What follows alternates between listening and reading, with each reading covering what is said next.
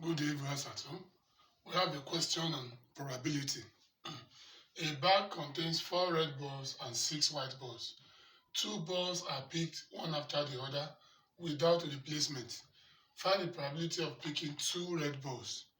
Now we have to get the probability of picking 2 red balls.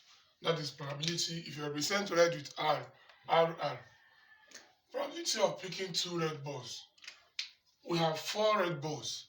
So the probability that the first one will be red is 4 over the total balls there is 4 plus 6, that is 10, multiplied by the second one is also red. Remember that they were picked without replacement. So since the first one is red, which is 4, now that means there will be 3 red balls left, and the total will now be 9 because the one we picked earlier was not replaced. So the total will now reduce by 1. So 3 here 1, 3 here 3, 2 here 2, 2 here 5. So 2 times 1, 2, 5 times 3, 15. Thank you.